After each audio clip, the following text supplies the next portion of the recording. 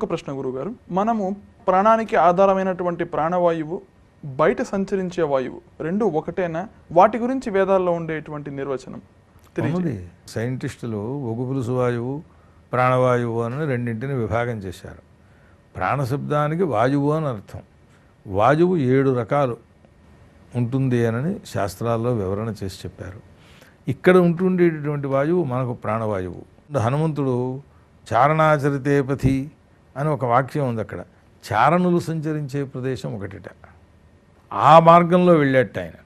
చారణులు అంటే అక్కడ వార్తలు, ఇక్కడ వార్తలు, ఇక్కడ వాళ్ళకి అక్కడికి, అక్కడ వార్తలకి ఇక్కడికి చెప్పేటటువంటి వాళ్ళు ఉంటారు చూడండి, వార్తాహరులు. ఇంకా ఏమైనా విశేషంలో పేరు ఉంటే ఉండవచ్చు. వాళ్ళు చారణులు అనని.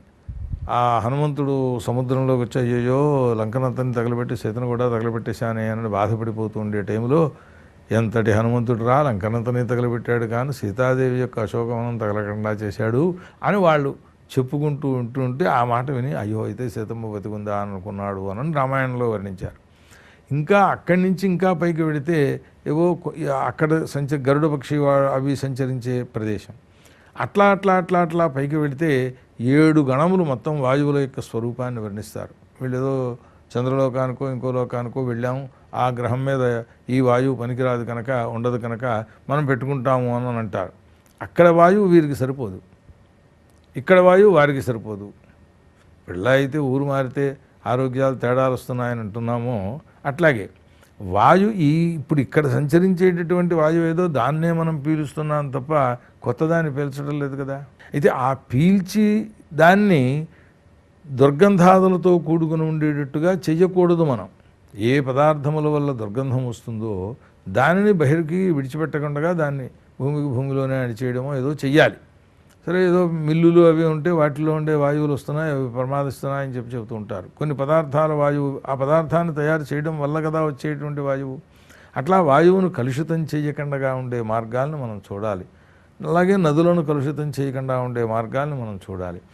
ఈ గాలే లోపలికి వెళ్ళినప్పుడు ఏ విధములుగా సంచరిస్తుంది అనేది ప్రాణాపాన వ్యానోదాన సమానములు అనేటటువంటి పద్ధతుల్లో వాటిని శాస్త్రం చక్కగా వివరణ చేసింది.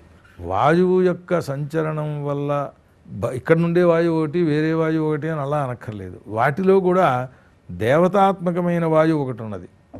అది వాయుదేవుడు. ఆయనకు 1000 గుర్రాలు ఉంటాయట. వాటికి నియుత్తులని పేరుట.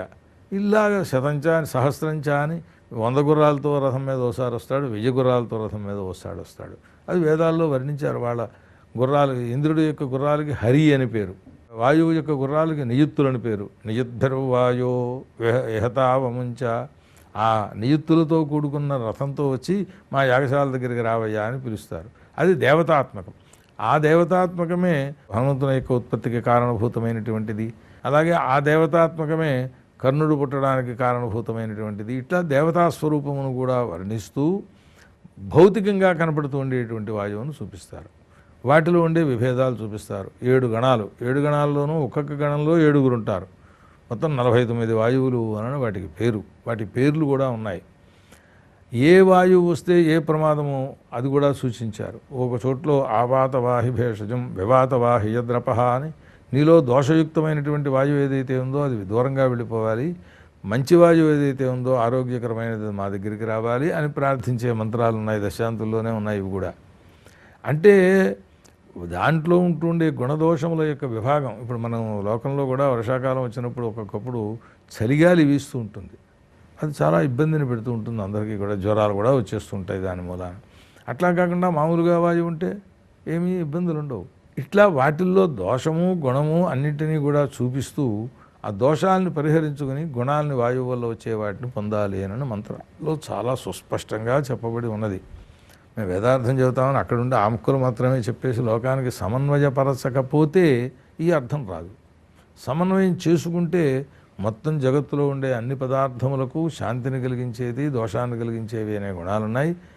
గుణాలను కలిగించేటువంటిది మా దగ్గరికి రావాలి, దోషాలను కలిగించేది దూరంగా పోవాలి అని ప్రార్థిస్తూ ఉంటారు. చాలా ఉన్నాయి ఇంకా చెప్పవలసి వస్తే. ఈ ప్రాణాపాన ఇత్యాది వాయువుల యొక్క ప్రకోపం, సంచరణం అవన్నీ కూడా చూపించి వాటికి వైద్య విధానంలో ఏం చెప్పారో అని చూసి ఇవన్నీ చూడవచ్చు. అయితే ఇంతకంటే లోతుకు వెడితే సామాన్య జనులకి తెలియడం కష్టం. మనకి కూడా అవి చూసి అప్పటికప్పుడు చెప్పాలి తప్ప అవన్నీ బుర్రలో గుర్తుండిపోవడం మాకు కష్టం. ఉన్నంత వరకు విషయాన్ని మీకు అడిగి